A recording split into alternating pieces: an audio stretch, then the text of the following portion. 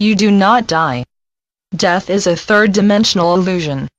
Death is not even an illusion that occurs within the fourth dimension.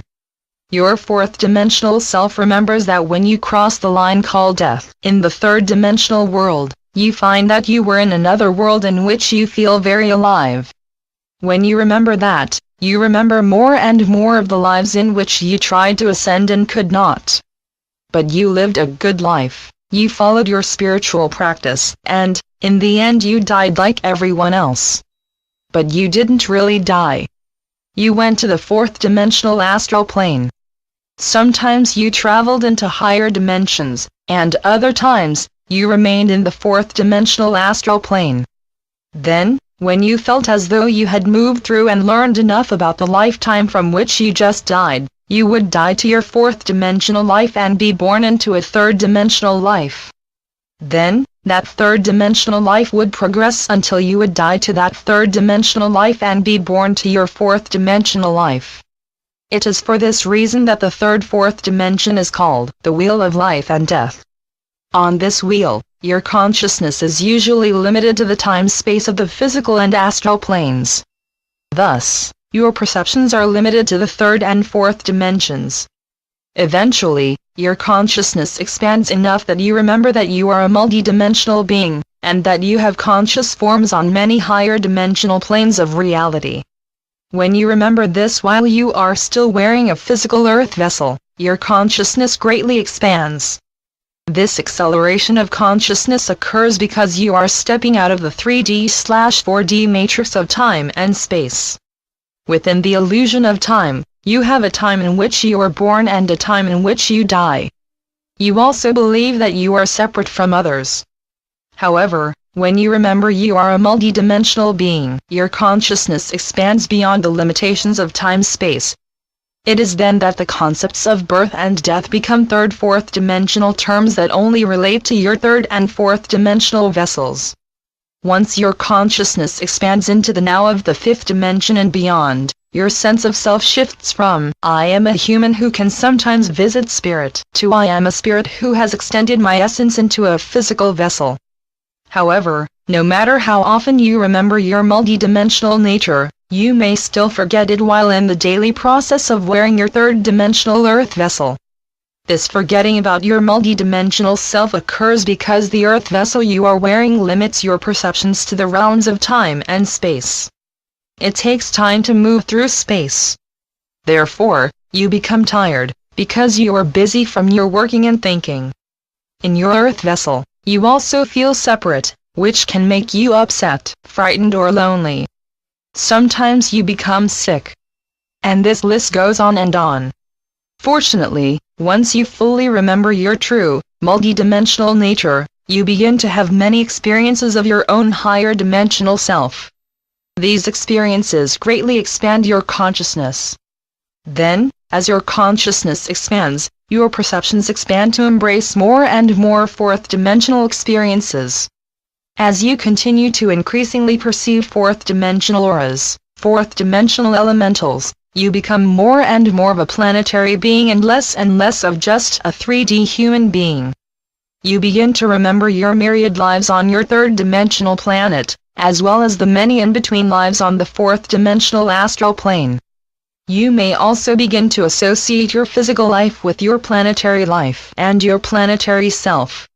First you think of the planet as a living being, and then you begin to think of yourself as a multidimensional being living on a living multidimensional planet.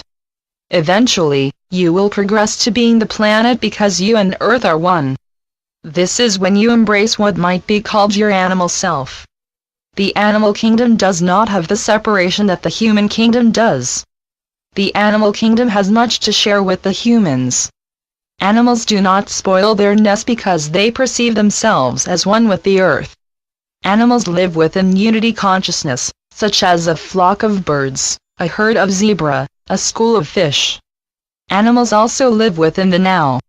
They follow the flow of nature, and know at what time they can go to which place to get the food that they need. When you can embrace the unity consciousness of the animal kingdom, your consciousness expands into higher dimensions, as well as deeper into the planetary life force of Gaia. You then have the experiences of wondering, how does it feel to be a planet? This question catapults you back up into, how does it feel to be a multidimensional being? Your next progression of thinking might be, how does it feel to have fifth-dimensional consciousness that is based on the here and the now? Once you remember the freedom from separation, you can remember the feeling of living in unity consciousness with all life. As long as you are still wearing your dense earth vessel, you will likely forget the above memories, then you remember a bit more, then you forget, and then you remember even more, and then you forget. Within this ever-expanding remembering and forgetting, you are gradually jumping into higher and higher expressions of self, then grounding these perceptions deeper and deeper into your unconscious self. Then, when you return to your daily, third-dimensional self, you realize that something feels very different. You are gradually coming to the juxtaposition of now I'm in my third, fourth-dimensional reality or now I'm in my fourth and fifth-dimensional reality. A very important point to remember is that when you experience your fifth-dimensional self, you will leave time. Hence, it does not take time or effort to return to your fifth-dimensional self, nor does it take time or effort for you to return to your third-dimensional self. At first you might forget everything that happened and everyone that you were with when you had that brief moment, free of time, within your fifth-dimensional self. The time in which you were your fifth-dimensional self probably feels like a second to your third-dimensional self.